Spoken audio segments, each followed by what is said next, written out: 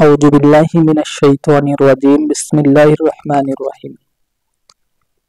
প্রিয় দিনী ভাই ও বন্ধুগণ, সবার প্রতি সালাম। আসসালামু আলাইকুম ওয়া রাহমাতুল্লাহ। আশা করি সবাই ভালো আছেন।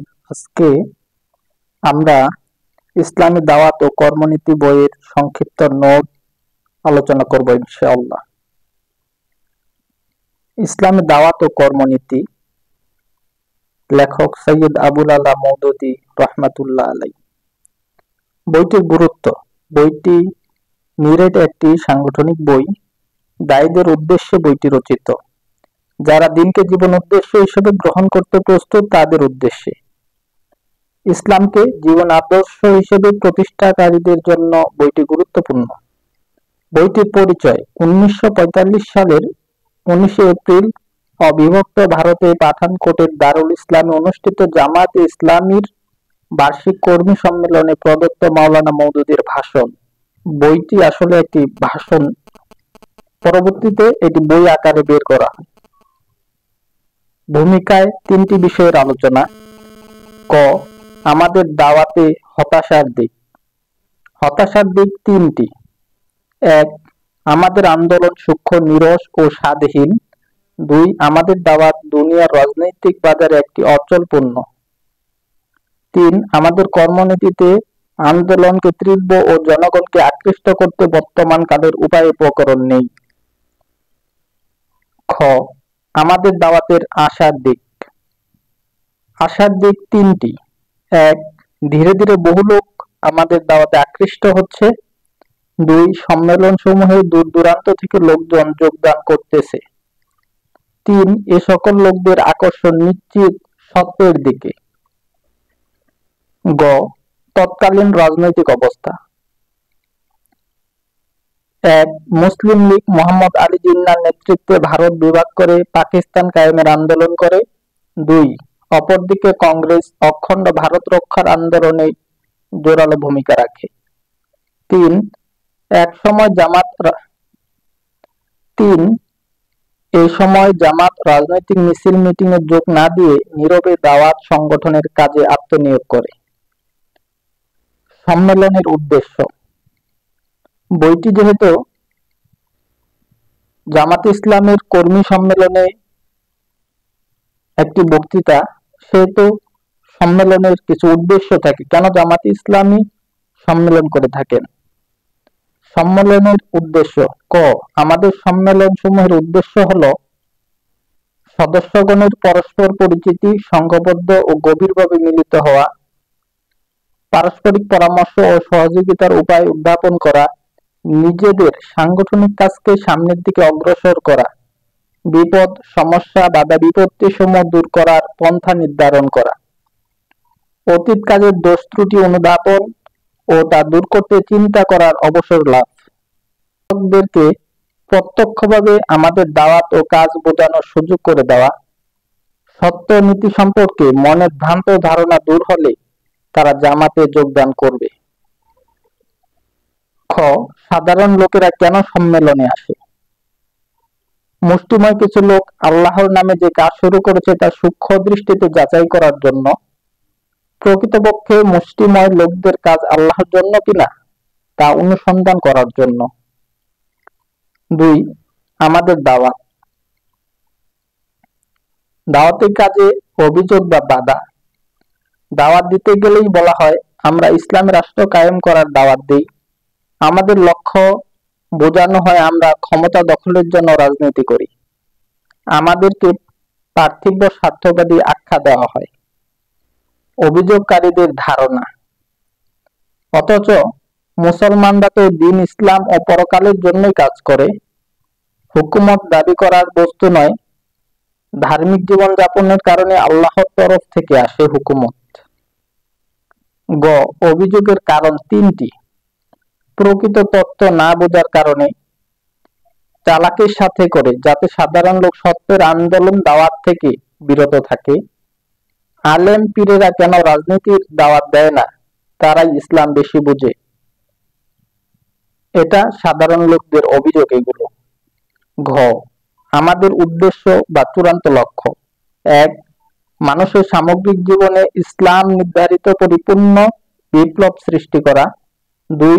নবী প্রেরণের উদ্দেশ্য একটি মুসলিম জাতি গঠন। নবীদের কাজই এখন আমাদের কাজ। ও আমাদের দাওয়াত 3 দফা। আল্লাহর দাসত্ব গ্রহণ, সাধারণত সকল মানুষকে, বিশেষত মুসলমানদেরকে আহ্বান জানাই। 2. মুনাফিকি ত্যাগ, যারা মুসলমান হওয়ার দাবি করে তাদেরকে মুনাফিকি ও কর্মে বৈষম্য দূর করে ইসলামে পরিপূর্ণ প্রবেশের দাওয়াত দিয়ে থাকি। 3. নেতৃত্বের আমূল পরিবর্তন, বাতিল, ফাসিকি ও কাফিরদের নেতৃত্বের আমূল পরিবর্তন করে নেতৃত্ব ও কর্তৃত্ব নেক বান্দাদের হাতে সমর্পণ করা। খোদার বন্দিগি সম্পর্কে কিছু লোকের ভ্রান্ত ধারণা। নিজেকে বান্দা মনে করাই যথেষ্ট, নৈতিক সমষ্টিগত জীবনে দাসত্ব না করলেও ক্ষতি নেই। 2. আল্লাহকে প্রাকৃতিকভাবে সৃষ্টিকর্তা, রিজিকদাতা ও মাবুদ স্বীকার করতে হবে এবং বাস্তব জীবনে নেতৃত্ব ও কর্তৃত্ব থেকে আল্লাহকে অপসারিত করা অসঙ্গত হবে না। 3. ধর্মীয় জীবনে আকীদা, বিশ্বাস, ইবাদত, হালাল হারামের কয়েকটি শর্ত মানাই বন্দেগী। 4. বৈশ্বিক ব্যাপারে খোদার বন্দিগি হতে সম্পূর্ণ মুক্ত, যেমন তামাদ্দুন, সমাজ, রাষ্ট্র, অর্থনীতি। 6. কাদের বিরুদ্ধে আমাদের সংগ্রাম? 1. যতখানি কাফের জীবন ব্যবস্থার বিরুদ্ধে আমাদের লড়াই, ততখানি তীব্রতার সাথে বন্দিগির এই ভুল ধারণার বিরুদ্ধে আমাদের সংগ্রাম। জ কেন আমাদের সংগ্রাম? উল্লেখিত ধারণাসমূহ দ্বীন ইসলামের মূল ভিত্তি ও রূপকে সম্পূর্ণ বিবৃত করে দিয়েছে। 3. মুনাফিকের মূল কথা। ক. মুনাফিকের নীতি 4টি। 1. ঈমান ও দ্বীনের সম্পূর্ণ বিপরীত জীবন ব্যবস্থা প্রতিষ্ঠিত থেকে সন্তুষ্ট হওয়া। 2. এর আমূল পরিবর্তন করে নিজের জীবন ব্যবস্থাকে প্রতিষ্ঠিত করতে চেষ্টা না করা। 3. প্রতিষ্ঠিত জীবন ব্যবস্থা অনুকূল মনে করে তা থেকে নিজেদের ফায়দা হাসিলের চেষ্টা। 4. কিছু লোক চেষ্টা করলেও তা আরেকটি ফাসিক রাষ্ট্র প্রতিষ্ঠার উদ্দেশ্যে করে। খ. খালেস নিষ্ঠাপূর্ণ ঈমানের পরিচয়। যে জীবন ব্যবস্থার প্রতি ঈমান আনবে তা জীবন বিধান ও আইন হিসেবে চালু করবে। এই পথে যতই প্রতিবন্ধকতা আসুক, আমাদের প্রাণ ব্যাকুল ও কাতর হয়ে উঠবে। প্রকৃত ঈমান তার বিকাশ সামান্যতম বাধা বরদাস্ত করবে না। গ. স্পষ্ট ভ্রান্ত ধারণা। 1. কিছু দেশে ইসলামের কিছু আইন নীতি অক্ষতিকর মনে করে অনুগ্রহ করে চলতে দেয়। 2. সমগ্র জীবন বিধানের বিপরীত নিয়মে চলে, এতে ঈমানের ক্ষতি হয় না বলে মনে করা। 3. এমনকি সেখানে কুফরি রাষ্ট্র ব্যবস্থাকে স্থায়ী নিয়তি মনে করা। ঘ. বান্দাকে মুনাফিকি হতে পবিত্র করাই আমাদের লক্ষ্য। 1. খোদার বন্দিকে সঠিক ধারণা অনুযায়ী নিষ্ঠার সাথে প্রচেষ্টা চালাবো। 2. আল্লাহ প্রদত্ত জীবন পদ্ধতি পূর্ণ জীবনে অনুসরণ করব। 3. জীবনের ক্ষুদ্র কাজেও বাতিলের প্রভাব বরদাস্ত করব না। 4. কর্মীর বৈসাদৃশ্যের তত্ত্ব কথা। এখানে 5টি পয়েন্ট রয়েছে। 1. কর্মীর বৈসাদৃশ্য কাকে বলে? উত্তর: কথা ও কাজের গরমিলকে বলে। 3. মুখে ইমানদারির দাবি রেখে কাজে তার বিপরীত করাকে। 4. বিভিন্ন নীতি অনুসরণ করাকে। 5. বন্দিগির বিপরীত কাজ করাকে। খ. বৈসাদৃশ্য, অসামঞ্জস্য মুনাফিকির ও বহুরূপী কাজের উদাহরণ। তাওহীদ, রিসালাত ও আখিরাত শরীয়তকে মানার দাবি করে বৈশ্বিক স্বার্থ লাভের জন্য বস্তুবাদী তাওহীদের বিপরীত শিক্ষা প্রতিষ্ঠানে শিক্ষা লাভ করার জন্য যাওয়া। 2. ঈমানের দাবি করে খোদার দুশমনদের রচিত আইনে স্থাপিত আদালতের বিচারের উপর নির্ভর করি। 3. মসজিদে নামাজ আদায় ও বাইরে আল্লাহকে ভুলে গিয়ে নফসের অনুসরণ করি। 4. একদিকে আল্লাহর নিকট প্রতিশ্রুতি প্রদান, অন্যদিকে স্বার্থ সংশ্লিষ্ট মূর্তির পূজা করা। গ. দ্বীন সম্পর্কে বর্তমান মুসলমানদের অবস্থা। 1. ঈমান ও ইসলামের স্বীকারোক্তি যথেষ্ট হবে। 2. তাওহীদ, রিসালাতের সাক্ষ্য ও নামাজ রোজা সহ কয়েকটি ধর্মীয় অনুষ্ঠান পালনকেই যথেষ্ট। 3. বাস্তব জীবনে দ্বীন ও ঈমান বিরোধী কর্মনীতি অবলম্বন করলে ঈমানের কোনো ক্ষতি হয় না। ঘ যার ফলশ্রুতিতে ক্ষতি হচ্ছে। দুই প্রকার ক্ষতি হয়, এক ফাসিকি কাফিরি পাপ নাফরমানি ও জুলুমকে ইসলামের নামে চালিয়ে দেওয়া হচ্ছে, দুই ইমানের বিপরীতে মুসলমানরা সময় শ্রম যোগ্যতা ও জীবন বিলিয়ে দিচ্ছে তা বোঝার জ্ঞানটুকুও নেই। উদাহরণ, লবণের খনিতে বিচ্ছিন্নভাবে যত লোক প্রবেশ করবে তারা লবণের সাথে মিশে যাবে। ও আমাদের আহ্বান দুটি, এক সম্পূর্ণ একমুখী নীতি আদর্শের অনুসারী হয়ে দ্বীনের বিপরীত কাজ কর্মের সাথে সম্পর্ক ছিন্ন করা, দুই ইমানের দাবিকে গভীরভাবে উপলব্ধি ও তা পূরণ করার আহ্বান। 5 নেতৃত্বের মৌলিক পরিবর্তনের আবশ্যকতা।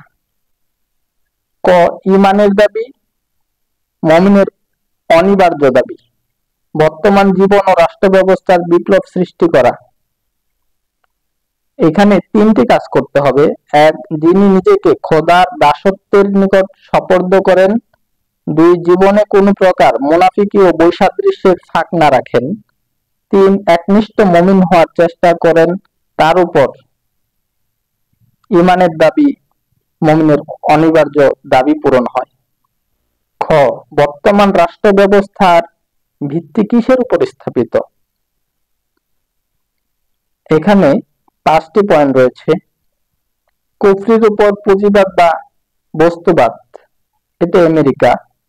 নাস্তিকতার উপর কমিউনিজম ও সেকুলারিজম, এটা তুরস্কে রয়েছে।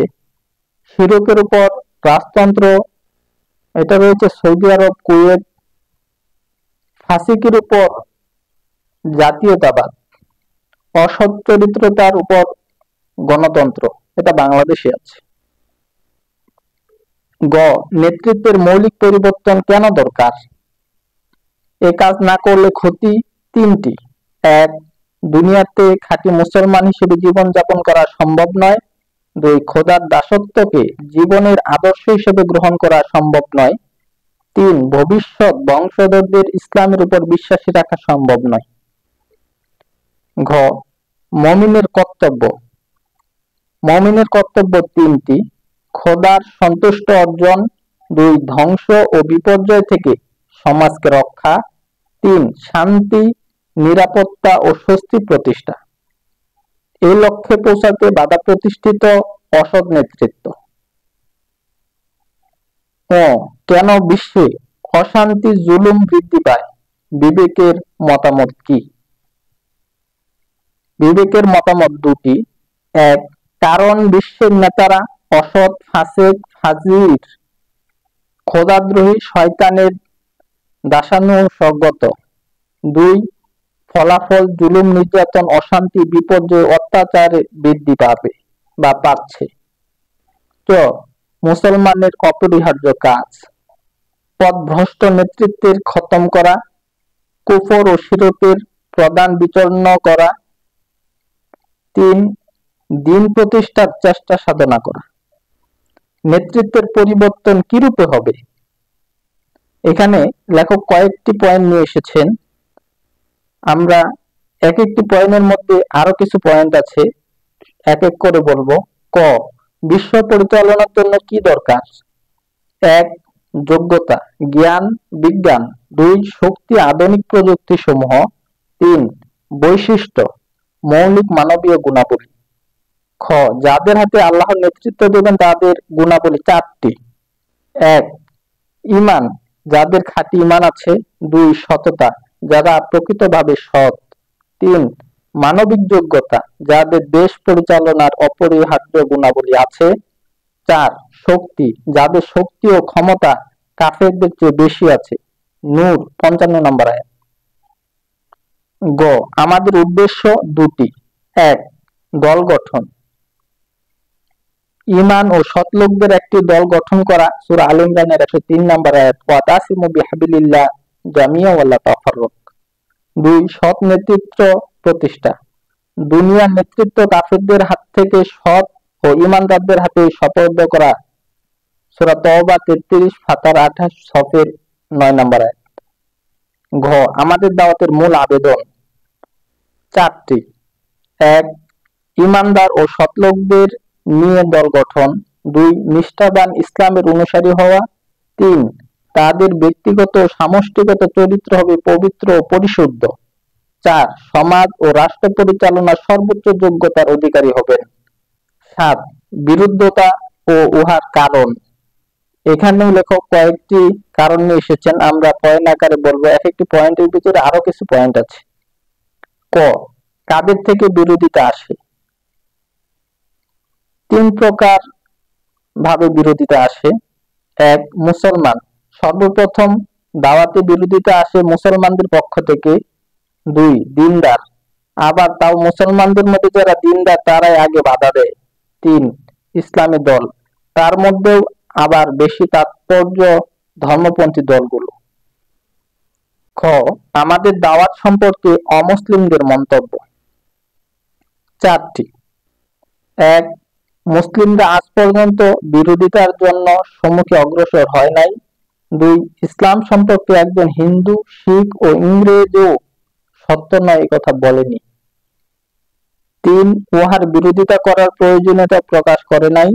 4 তারা একথা বলেছে যদি দেশে ইসলামের দাওয়াত আগেই পেশ করা হতো এবং মুসলমানরা যদি তা কায়েম করার চেষ্টা করত তবে দেশের অবস্থা ভিন্ন রূপ হতো।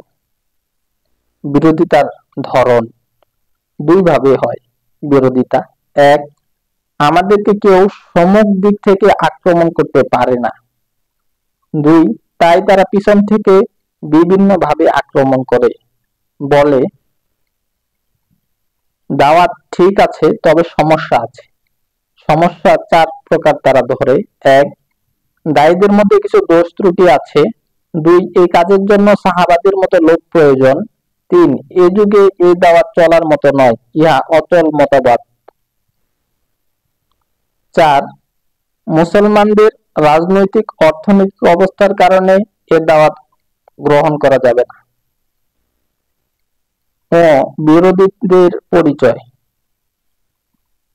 এখানে পয়েন্ট আছে 4টি। 4 প্রকার বিরোধী আমরা দেখতে পাই। 1 সর্বপ্রথম যারা বাধা দেয় তারা পিতামাতা, আত্মীয় স্বজন, বন্ধু বান্ধব। 2 ধার্মিক ও মুত্তাকিরা যাদের কপালে সিজদার চিহ্ন পড়ে গেছে। 3 যারা 24 ঘন্টা ধর্ম সংক্রান্ত আলোচনা করে তারাও বিরোধিতা করতে সংকোচ করে না। 4 তাদের পুত্র, ভ্রাতা কিংবা আত্মীয়দের আন্দোলনে যোগদান আদৌ সহ করতে পারে না। বিরোধিতার পরিবর্তে স্পষ্ট ও প্রশংসা আসত যদি আমরা 1 দাওয়াতকে নিছক একটি জ্ঞান গবেষণামূলক আন্দোলন হিসেবে পেশ করতাম। 2 এই উদ্দেশ্য বাস্তব প্রতিষ্ঠিত করতে লোকদের আহ্বান না জানাইতাম। 6 নবী রাসূলদের আন্দোলনের বিরোধিতার কারণ। এখন যেমন ইসলামী আন্দোলনের বিরোধিতা চলছে তেমনি নবী রাসূলদের আমলেও বিরোধিতা ছিল। নবী রাসূলদের আন্দোলনের বিরোধিতার কিছু কারণ এখানে লেখক পেশ করেছেন 4টি। 1 কবি, সাহিত্যিক ও দার্শনিকদের বিরোধিতা করার কারণ। 2 শিরকের ভিত্তিতে স্থাপিত জীবন সমাজ ব্যবস্থাকে চূর্ণ করে খালিস ও তাওহীদের ভিত্তিতে পরিপূর্ণ জীবন ব্যবস্থা হিসেবে পেশ করার কারণে তারা তা গ্রহণ করতে প্রস্তুত ছিল না। 3 বংশীয় প্রথা, আত্মগৌরব, আভিজাত্য, পারিবারিক বৈশিষ্ট্য ত্যাগ করে তাওহীদের ভিত্তিতে জাতি গঠন করার আহ্বান জানানোর কারণে। 4 অর্থনৈতিক ও পারিবারিক স্বার্থপরতা ও লোভ লালসার প্রবৃত্তি ত্যাগ করে নৈতিক চরিত্রের মূলনীতি সমূহকে বাস্তব জীবনের ভিত্তি হিসেবে স্থাপিত করতে বলার কারণে। রাসূল সাল্লাল্লাহু আলাইহি সাল্লাম এই লক্ষ্যে একটি আন্দোলনের মাধ্যমে লোকদের সংঘবদ্ধ করে দেশের তাহজিব, তামাদ্দুন ও নৈতিকতাকে আদর্শ দিয়ে পরিবর্তন করার চেষ্টা সাধনা করেছেন।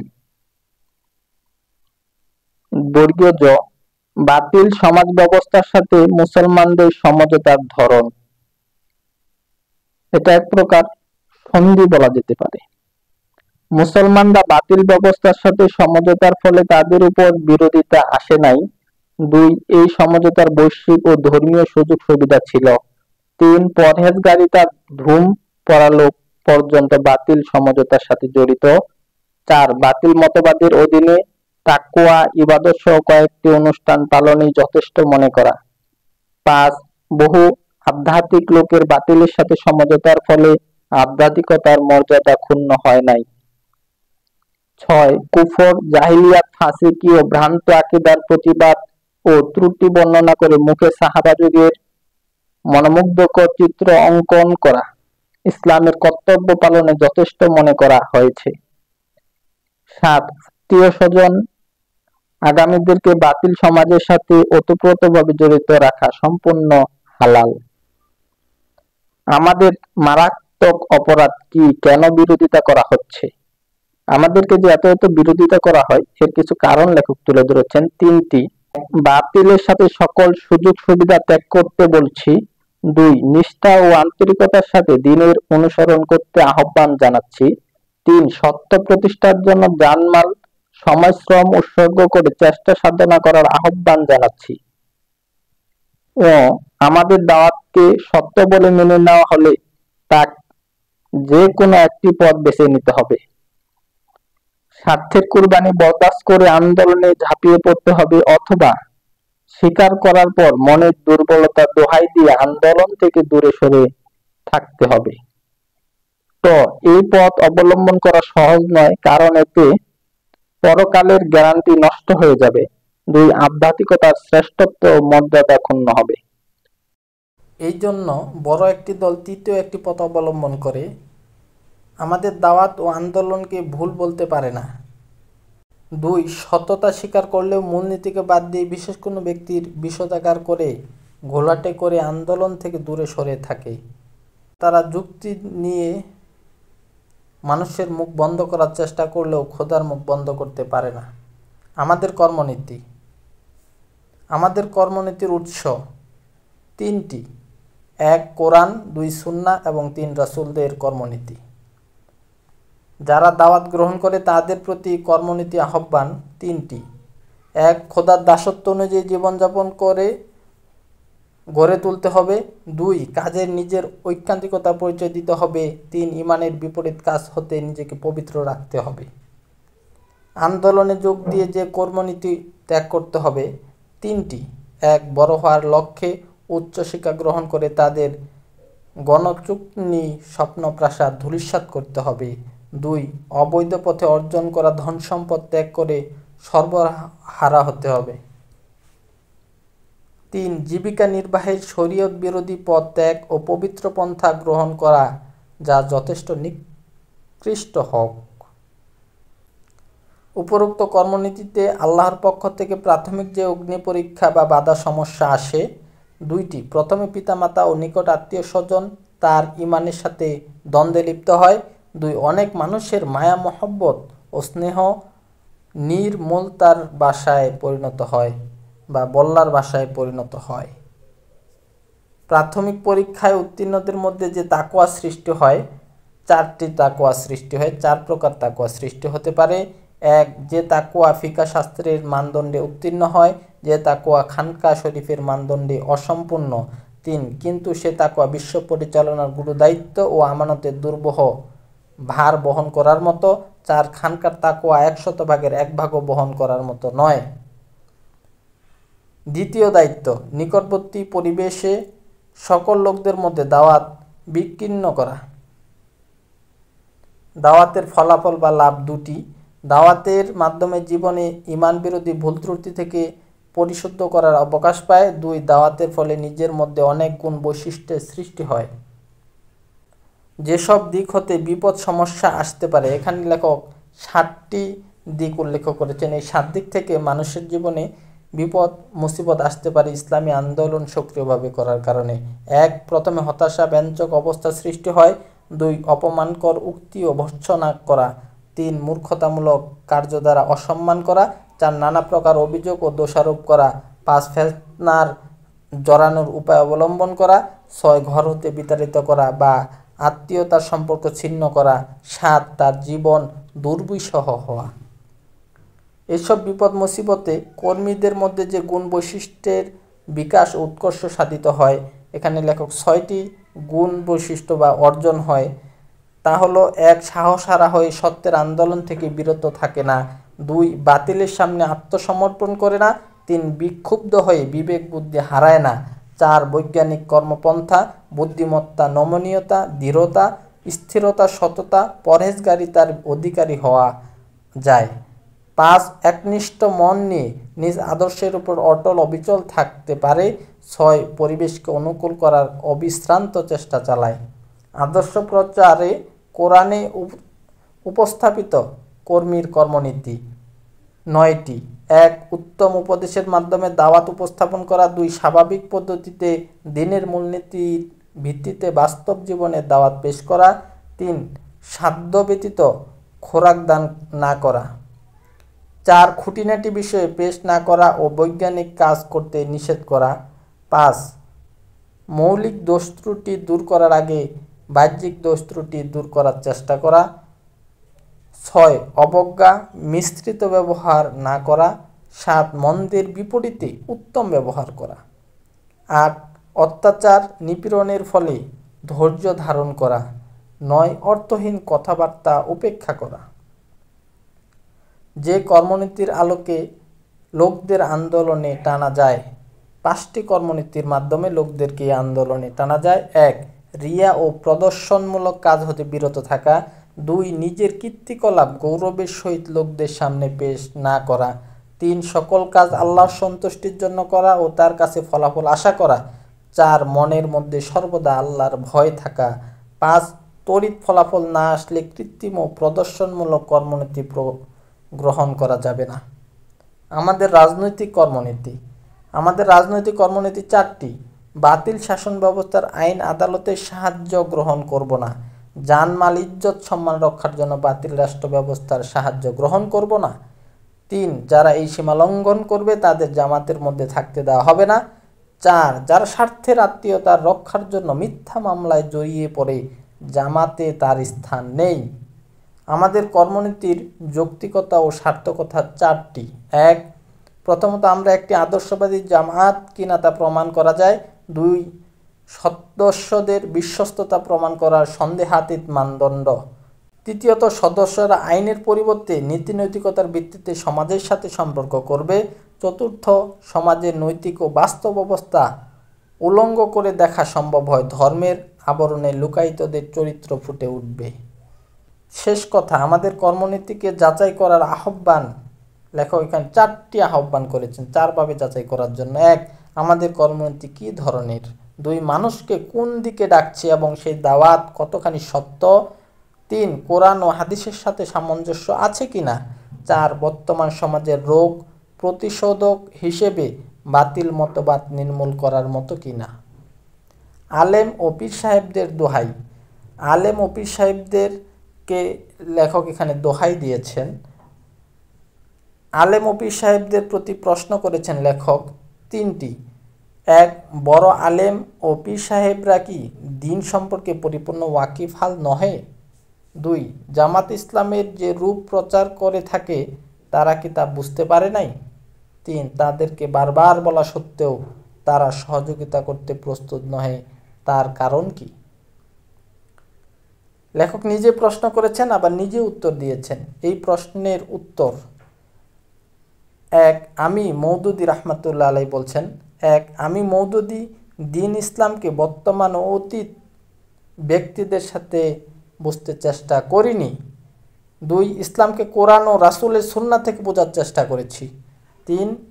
দ্বীন আমার ও ঈমানদারদের নিকট কি দাবি করে তা জানার জন্য কোনো বুজুর্গ ব্যক্তি কি করলেন বললেন সেদিকে ভ্রুক্ষেপ করি নাই। 4. বরং আমি এক্ষেত্রে কোরআন ও নবী রাসূলের কর্মনীতি বোঝার চেষ্টা করেছি।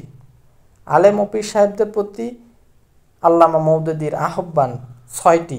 1. গৃহীত কর্মনীতি কোরআনের নির্দেশ ও নবীদের কার্যকলাপ হতে প্রমাণিত হয় কিনা নিরপেক্ষ দৃষ্টিতে তা বিচার করুন।